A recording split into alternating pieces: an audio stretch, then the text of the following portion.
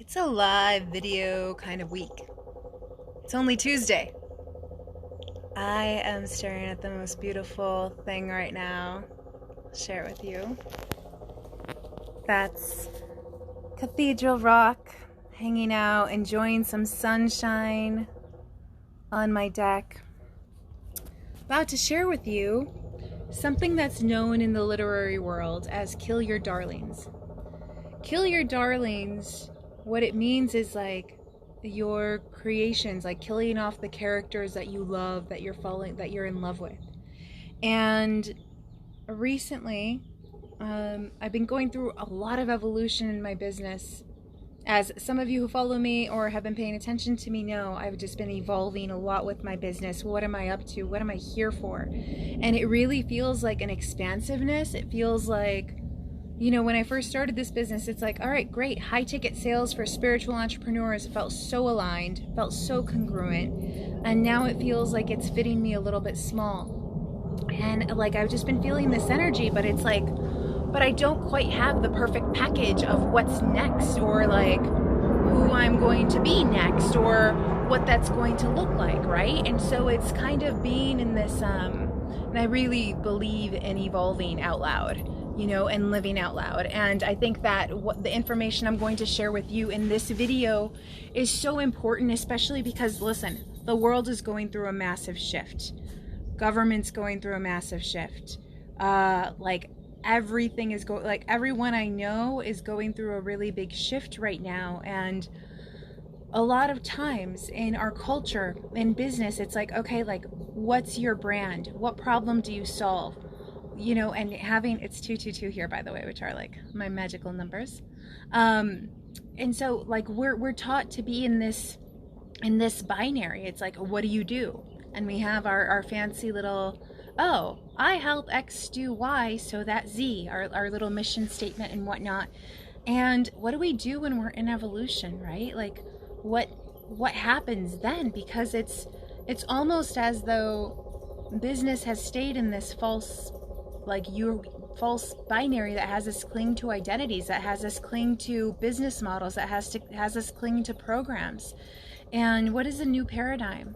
How do we do business in a new way? How do we do business in a way that's like energetically clean and potent and powerful and aligned at all times? And that's where I want to play. I'm not interested in playing in how things were done before. I'm not interested in doing my business and from a place of like boring logic. Like, no, I'm not here for that. I'm here for something better. I'm here for something far more interesting. So, what happened? I was in launch for my Sexy Sacred Sales program, and I had, it's the third time that I'm running it. Massive success stories. I mean, I've had people sell their first $20,000 package with this, right? Like, I had massive transformations, had a lot of great testimonials, and was gearing up to like really get into the launch for Sexy Sacred Sales. And energy just fell off. Like, I'm just like, So I was having a conversation with my incredible roommate, Sapphire, and she's like, do you want to do it? And I'm like, no. And she's like, so don't. And I'm like, whoa, but like people already paid me money. And she's like, so? Like, can't you just talk to them? You have recordings of the last ones. And I'm like, yeah, I can do that. And so I was able to be in my living truth with it and be where the energy is, which is not with sales right now. It's like with other magical things, which I will be unveiling very soon. And I'm very, very excited about it. And so what ends up happening is like, yeah, I'm pulling the plug on running Sexy Sacred Sales right now because my energy just isn't aligned with it. I had conversations with the people who already purchased, who already are enrolled, made new agreements that worked out, win-win-win for everyone. And then I let it go. And I tell you, when I made that decision, had a call and made $5,000 cash for another program that I have that's running right now, Sexy Sacred Sovereign, which is like a joy to run. I love that program. It's incredible program. And so I'm just like, okay, like I still get to be in evolution, still make money and have fun. And it was such an affirming thing to receive from the universe. And it's almost like what I've been feeling into in terms of like the energetics that are coming online at this moment, at this juncture in time, is the energetics are more important than like the way that things were done before. The energetics, the way that you feel about things, the way that you feel about your products, the momentum that carries you through launches and having different products. And so as I become more sensitive to that, I'm realizing like that alignment is the most important thing. More than strategy, more than having the right branding, more than like doing all the right things. What's most important is that energetic alignment. And if the energetic potency isn't there, I'm just not interested. And the thing is, we get so attached. We're just like, oh my God, I had this thing and it was successful, and I have to like keep doing it because it was successful and it was so good and I got so many testimonials and all of these people, so I have to keep doing it. And what we do is we become trapped by our own creations. And when we kill our darlings, when we kill our creations, even the ones that we are the most proud of, hey Carrie, I love you too. I'm so happy that you're watching. When we do that, when we decide like I'm in charge, it's not my brand that's in charge. It's not my, what I do that gets people to work with me. It's me. I'm the magic. I'm the creatrix. I'm the one, like I don't have to do anything that I don't feel completely energetically powerful in doing. And in releasing, like, and oftentimes we think that we need to cling to this thing because it was working, and like cling to the job, cling to the relationship. This is what I was talking about mediocrity yesterday in my video. It's like we cling to these things that are just like, they're good, they're okay, but they're not fucking great. And when you want great, you gotta release the good, because great wants all of you. Great doesn't want you to settle. Great doesn't want you to play small. Extraordinary doesn't want you to play small.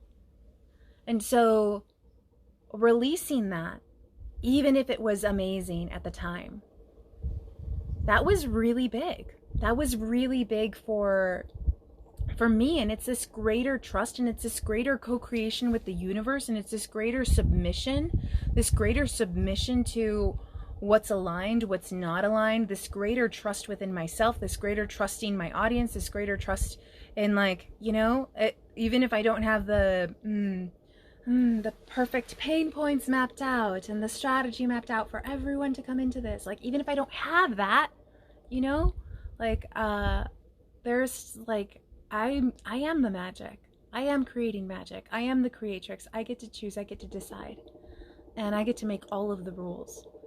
So I wanted to share that because it was such a big, obvious lesson for me. And I know so many people right now are in transition. Like I feel it because I'm in Sedona and suddenly I'm magical. Just kidding. I was always magical. But I feel the energy and the pulse of like the planet. There's a lot of things that are unbecoming, a lot of things that are deconditioning within us, a lot of things that we're no longer interested in upkeeping for ourselves or for other people, right? And there's a lot of shifts happening. And in those shifts, it's very easy to cling on to the things that used to work and see if they still work. It's like kind of going back to that ex-boyfriend. You're like, okay, like we liked each other once, but you've done all this transformational work and you're like, but maybe now? And it's like, the vibe's not there. And it's like, oh, but like, how do I get that vibe back? And you're trying to go backwards to get the vibe back, but that's not where it is.